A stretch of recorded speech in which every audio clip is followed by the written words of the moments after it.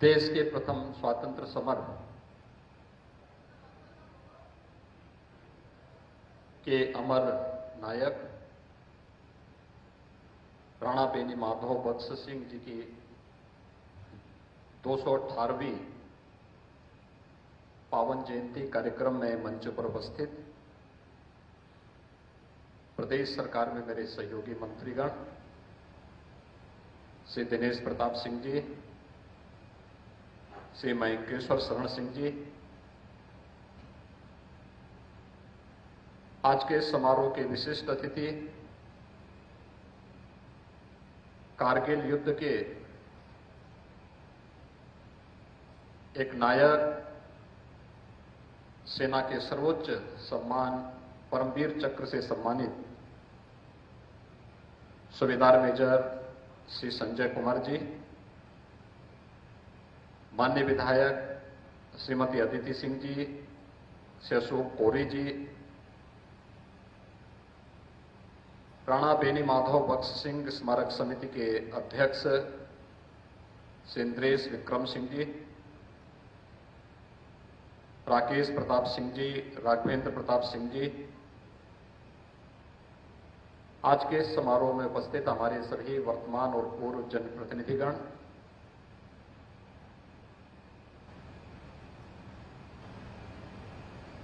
फिरोज गांधी स्मारक कॉलेज से जुड़े हुए प्रबंध समिति के सभी पदाधिकारी, महाविद्यालय के सभी यहाँ के प्राचार्य और अन्य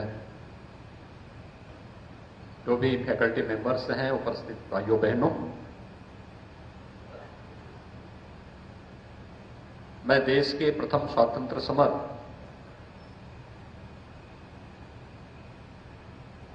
के अमर नायक,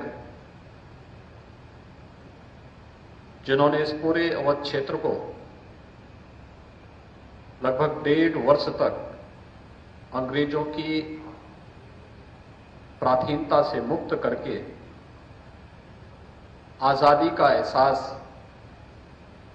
आजादी से 90 वर्ष पहले ही करा दिया था, ऐसे राणा बेनी माधव बख्श सिंह जी को उनकी 218वीं जयंती के अवसर पर नमन करते हुए उन्हें विनम्र श्रद्धांजलि भी अर्पित करता हूं। मैं इस अवसर पर अभिनंदन करता हूं आज के समारोह के विशिष्ट अतिथि सूबेदार मेजर श्री संजय कुमार जी का, जिन्हें भारतीय सेना ने अपना सर्वोच्च सम्मान परमवीर चक्र से सम्मानित किया है। हम सब जानते हैं, युद्ध काल में अपना सर्वोच्च शौर्य और पराक्रम दिखाने वाले भारतीय सेना के जवानों को यह सम्मान मिलता है और उसमें भी बिरले ही जो अपना उत्कृष्टतम प्रदर्शन करते हैं। कारगिल युद्ध इस देश पर पाकिस्तान के द्वारा 1999 में थोपा गया था। भारतीय सेना के लिए विषम परिस्थिति थी, लेकिन उन विषम चुनौतीपूर्ण परिस्थितियों का सामना करते हुए भी हमारे सैनिकों ने जिस अदम्य साहस, पराक्रम और शौर्य का परिचय दिया, उसकी परिणति थी कि 26 जुलाई 1999 को भारतीय सेना ने ऑपरेशन पराक्रम के माध्यम से विजयश्री प्राप्त की और भारत विजयी हुआ था। पाकिस्तान एक बार फिर मुंह के खाने के लिए मजबूर हुआ था। आज यहां पर सूबेदार मेजर संजय कुमार जी इस कार्यक्रम में उपस्थित हुए हैं। मैं उनका हृदय से अभिनंदन करता हूं और मुझे विश्वास है कि उनका शौर्य और पराक्रम हमारी वर्तमान पीढ़ी उससे अवश्य प्रेरणा प्राप्त करेगी। यहां पर स्मारक समिति ने अन्य महानुभावों को भी सम्मानित किया है, जिन्होंने जीवन के अलग अलग क्षेत्र में कार्य किया है। कोई साहित्य के क्षेत्र में, कोई सेवा के क्षेत्र में, कोई तकनीक के क्षेत्र में। उन सभी महानुभावों का भी मैं इस अवसर पर हृदय से बधाई देता हूं और विश्वास करता हूं कि उनकी जो प्रतिभा है उस प्रतिभा से अनेक वर्तमान हमारी पीढ़ी प्रेरणा प्राप्त करेगी। भाइयों बहनों, हम सब जानते हैं कि देश अपनी सदियों की गुलामी के दौरान कभी चैन से नहीं बैठा। देश के अलग अलग भूभाग में आजादी के लिए एक छटपटाहट देखने को मिलती थी, लेकिन संगठित लड़ाई नहीं हो पाती थी। हम सब मिलकर के, पूरा पश्चिम उत्तर दक्षिण सभी मिलकर के एक साथ विदेशी हुकूमत को भारत से उखाड़ फेंकें, यह अवसर बहुत कम देखने को मिलता था, नहीं हो पाता था। और उसकी शुरुआत हुई थी 1857 में। यद्यपि देश हर समय लड़ता रहा। पृथ्वीराज चौहान का जो संग्राम था वह उसी विदेशी हुकूमत के खिलाफ था। महाराणा प्रताप हो, छत्रपति शिवाजी महाराज हो, गुरु गोविंद सिंह जी महाराज हो, ये उसी विदेशी हुकूमत की जड़ों को उखाड़ने के लिए ही वह युद्ध था। और वह निर्णायक स्थिति हम सबके सामने आई थी 1857 को, जब एक साथ पूरे देश के अंदर अलग अलग स्थानों पर, कहीं मंगल पांडे के द्वारा इसकी शुरुआत भले बैरकपुर से प्रारंभ की गई हो, लेकिन उत्तर प्रदेश 1857 के प्रथम स्वातंत्र समर की भूमि बनी। उत्तर प्रदेश से ही इसकी शुरुआत होती है। कहीं धन सिंह कोतवाल के नेतृत्व में मेरठ में दिल्ली चलो का आह्वान करते हुए उस समय के विभिन्न प्रकार से उस प्रथम स्वातंत्र समर को, आंदोलन को नेतृत्व दिया जा रहा है।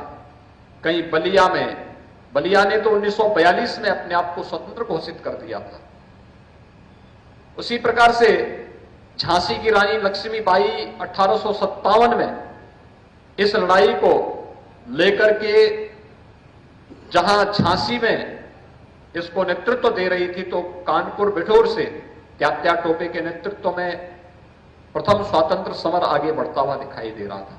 अलग अलग क्षेत्रों में, और अवध क्षेत्र में जिस अमर नायक ने इस प्रथम स्वातंत्र समर को नेतृत्व दिया था, वह नाम था राणा बेनी माधव बख्श सिंह जी का,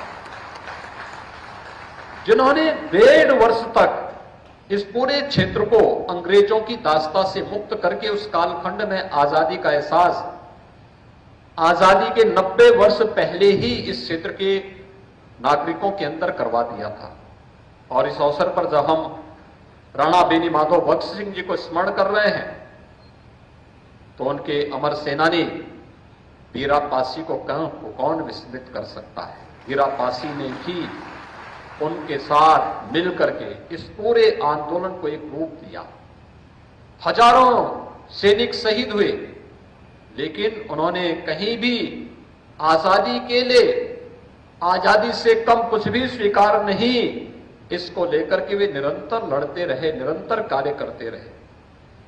1857 में प्रथम स्वातंत्र समर से जो आजादी की चिंगारी फूटी थी, वह निरंतर चलती रही। 1922 में गोरखपुर के चोरी चौरा में, 1925 के लखनऊ के काकोरी में, और ऐसे अनगिनत स्थानों पर 1947 के पहले उत्तर प्रदेश के अंदर भी, देश के अंदर भी, देश की आजादी के लिए आम जनमानस का, स्थानीय नेतृत्व और देश के नेतृत्व के एक आजादी की ये लड़ाई निरंतर जारी रही। और उसी की परिणति थी कि अंततः 15 अगस्त 1947 को देश को स्वाधीनता प्राप्त होती है। आज जब हम यहां पर 218वीं जयंती पर आए हैं राणा बेनी माधव बख्श सिंह जी के, यह हमारा सौभाग्य है कि हम सब देश की आजादी के अमृत महोत्सव कार्यक्रम की साक्षी बने हैं। आपने देखा होगा जब प्रधानमंत्री जी ने लाल किले की प्राचीर से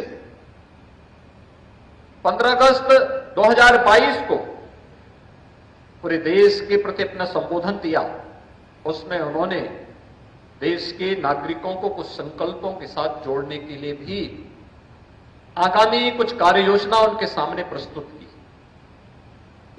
आजादी हमें मिली, ये सच है। अनगिनत त्याग और बलिदान से, शौर्य और पराक्रम से आजादी मिली, ये भी सच है। आजादी के बाद इन 75 वर्षों में हमारे वीर सैनिकों ने भारत की आजादी को अक्षुण्य बनाए रखने के लिए अपना सर्वोच्च त्याग और बलिदान दिया है, जिनमें से एक सैनिक यहां पर आज परमवीर चक्र विजेता के रूप में श्री संजय कुमार जी हमारे सामने ही बैठे हुए हैं। लेकिन क्या इतने भर से कोई देश अपनी एक लंबी यात्रा के लिए तैयार माना जा सकता है? दुनिया की वर्तमान प्रतिस्पर्धा के साथ अगर हमें अपने आप को जोड़ना है तो हम सबको आज के साथ दुनिया की इस प्रतिस्पर्धा के साथ अपने आप को खड़ा करना होगा। ये केवल सरकारें नहीं कर सकती, सरकार नेतृत्व दे सकती है, सरकार कार्य योजना बना सकती है। समाज का हर एक तबका जब अपने अपने क्षेत्र में अपनी अपनी जिम्मेदारियों का निर्वहन करने लग जाएगा, तब हम उस लक्ष्य को लेकर के आगे बढ़ सकते हैं। उसे प्राप्त करने में फिर हमें कोई कठिनाई नहीं होगी। और इसीलिए प्रधानमंत्री जी ने देश को आजादी के शताब्दी महोत्सव की तैयारी के लिए अभी से जुटने के लिए आह्वान किया है। कैसा भारत चाहिए हमें? जब ये देश अपनी आजादी की 100वीं वर्षगांठ मना रहा होगा, उस अवसर पर कैसा भारत चाहिए? एक सशक्त और समर्थ भारत, दुनिया की सबसे बड़ी अर्थव्यवस्था के रूप में गिना जाने वाला भारत, गरीबी, किसी भी प्रकार की विषमता, अव्यवस्था, अराजकता से मुक्त भारत, और दुनिया के अंदर भारत की उत्तर से दक्षिण, पूरब से पश्चिम, इन सभी सीमाओं को अक्षुण्य बनाए रखते हुए एक ऐसे भारत को जो दुनिया का नेतृत्व करता हुआ दिखाई दे, विश्व मानवता के लिए शांति और सौहार्द का एक नया संदेश लेकर के चल रहा हो, ये वही भारत हमें चाहिए। लेकिन शांति और सौहार्द बिना शौर्य और पराक्रम के कभी नहीं आ सकती है। ये हर भारतवासी को सोचना पड़ेगा और इस दिशा से हम सबको उसकी तैयारी के लिए अपने आप को लगना पड़ेगा। ये मेरा सौभाग्य है कि मुझे 2 वर्ष पहले भी इस कार्यक्रम में भागीदार बनने का अवसर प्राप्त हुआ था और उस समय भी मैं इन कार्यक्रमों के साथ जुटा था। लेकिन विगत 2-2.5 वर्ष आप सबने देखे हैं किस प्रकार के संक्रमण काल के दौर से पूरा देश और पूरी दुनिया और पूरी मानवता गुजरी है। इस सदी की सबसे बड़ी महामारी कोरोना ने कैसे मानवता के सामने संकट खड़ा किया। दुनिया के अंदर लाखों लोग इस बीमारी से काल कलवित हुए, लेकिन तब भी बिना रुके, बिना टिके प्रधानमंत्री मोदी जी के नेतृत्व में भारत की यात्रा अनवरत रूप से आगे बढ़ रही है। इस अनवरत यात्रा में आपने देखा होगा कि सरकार ने तकनीक का बेहतरीन उपयोग करते हुए आम जन तक अपनी संवेदनाओं को पहुंचाने का काम किया। अक्सर होता है जब हम तकनीक के जितने नजदीक होते हैं उतने ही तकनीक हमें संवेदनहीन भी बना देती है। लेकिन कोरोना कालखंड में तकनीक के साथ साथ सरकार की संवेदना जब दवा के रूप में, ट्रीटमेंट के रूप में, टेस्ट के रूप में, ट्रेस के रूप में और राशन के रूप में प्रत्येक गरीब तक पहुंचा है, तो स्वाभाविक रूप से भारत कोविड प्रबंधन का बेहतरीन केंद्र के रूप में दुनिया के सामने प्रस्तुत हुआ है। ये चीजें हमें दिखाती हैं तकनीक भले ही कितनी भी इंप्रूव हो जाए, कितनी भी बेहतरीन हो जाए, वह समाज की आवश्यकता है। लेकिन हम तकनीक के पीछे पड़ करके अपनी संवेदनाओं को न खो दें, यह भी आज की सबसे बड़ी आवश्यकता है। और उस संवेदना के साथ जोड़ते हुए किन कारणों से देश गुलाम हुआ था उस पर मंथन करते थे। आज कार्य किए जाने की आवश्यकता है। आज हम इस सभागार में हैं। यह एक महाविद्यालय है और मैं प्रदेश भर के सभी कॉलेजेस से कहूंगा, केवल डिग्री बांट देना हमारा काम नहीं। कोरोना कालखंड में प्रधानमंत्री जी ने देश को एक राष्ट्रीय शिक्षा नीति दी है। राष्ट्रीय शिक्षा नीति हमारे युवाओं को आगे बढ़ने का एक बेहतरीन मंच प्रदान कर रहा है। लेकिन हमारी सबसे बड़ी समस्या क्या हो गई? हम लोगों ने शोध को आगे बढ़ाने में हमेशा गुरेज रखा है। हम केवल अपने को डिग्री बांटने तक सीमित कर दिए हैं। आजादी के अमृत महोत्सव के इस कार्यक्रम के दौरान हम लोगों की जिम्मेदारी बनती थी कि स्थानीय स्तर पर हम लोग उन सभी ज्ञात अज्ञात सेनानियों को ढूंढें जिन्होंने आजादी की इस लड़ाई में योगदान किया। मैं देख रहा था यहां पर कि राणा बेनी माधव बख्श सिंह जी को हम याद करते हैं, उनका स्मरण करते हैं। बीरा पासी को हम स्मरण करते हैं, वे उनके अमर सेनानी थे। लेकिन हजारों लोग जो शहीद हुए थे, हजारों सैनिक जो शहीद हुए थे प्रथम स्वतंत्र समर में अवध क्षेत्र में, उनके नाम क्यों गायब हो गए? क्या यह शोध का विषय हमारे लिए नहीं बनना चाहिए? क्या हमने गांव गांव में जाकर के, स्थानीय स्तर पर जाकर के, क्या कभी इन सभी बातों को वहां पर जानने का अवसर प्राप्त किया? बहुत सारी जगहों में, लोक गाथाओं में, लोक गीतों में, लोक परंपराओं में, कथा में, वहां की परंपरा में, वहां की बोलचाल की भाषा में ये सब कुछ प्राप्त होता है, सब कुछ मिलता है। लेकिन उसको संकलन करने का दायित्व किसका?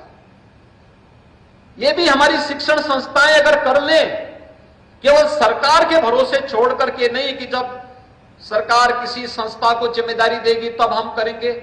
ये तो हमारे हर स्कूल कॉलेजेस के जितने वहां के शिक्षक हैं, उनके फाइनल ईयर के जो छात्र हैं जिन्हें अपना प्रोजेक्ट तैयार करना, उनकी जिम्मेदारी बनती है कि हम अपने प्रोजेक्ट का हिस्सा बनाएं। अलग अलग गांव को, अलग अलग क्षेत्र को, अलग अलग विकास खंड को, अलग अलग जनपदों को उसका केंद्र बिंदु बना करके, अब राजनीति का समय नहीं, अब कुछ ठोस कर गुजरने की आवश्यकता है। और हर व्यक्ति अगर अपने अपने क्षेत्र में कुछ ठोस करने की व्यवस्था कर सके, कुछ डॉक्यूमेंट तैयार कर सके, तो हम अपने आने वाली पीढ़ी के लिए कुछ दे सकते हैं।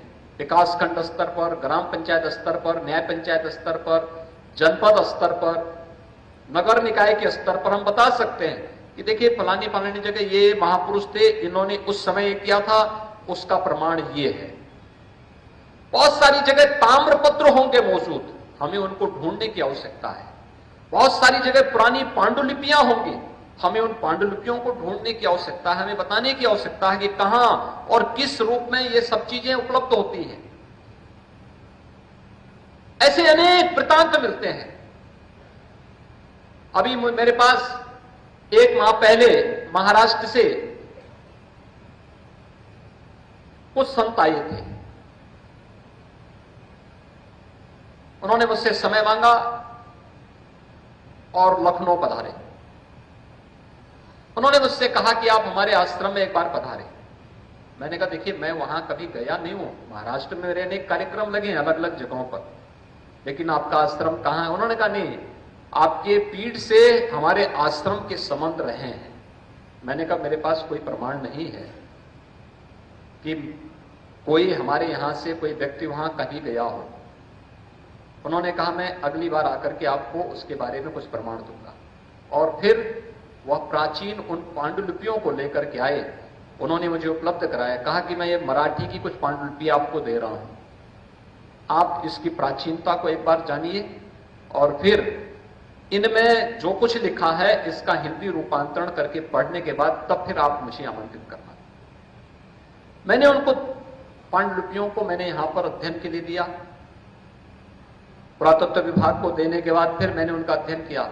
आप आश्चर्य करेंगे कि उसमें 16वीं सदी से लेकर के और 19वीं सदी तक के जिन जिन गोरक्ष पीठ से जुड़े हुए संतों का वहां आगमन हुआ था, उन सब का वृतांत बड़े भावपूर्ण तरीके से उन्होंने मराठी कवित्व मैं उन छंदों में उन्हें गायन के माध्यम से प्रस्तुत किया था और वह उसकी प्राचीनता, उसकी सभी चीज प्रमाणित होते हुए मेरे पास प्राप्त हुई। फिर मैंने उनको बुलाया, मैंने कहा हाँ ये प्रमाणित हुआ है, मैं इस बात से संतुष्ट हूं।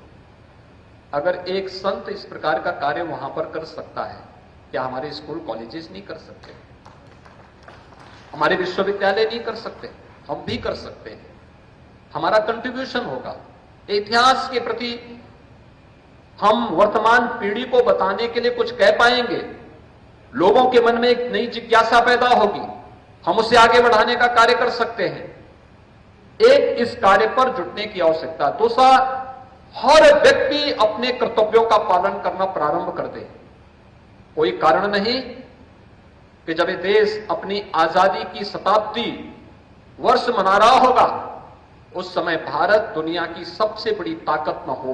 कोई ताकत भारत को आगे बढ़ने से रोक नहीं सकती।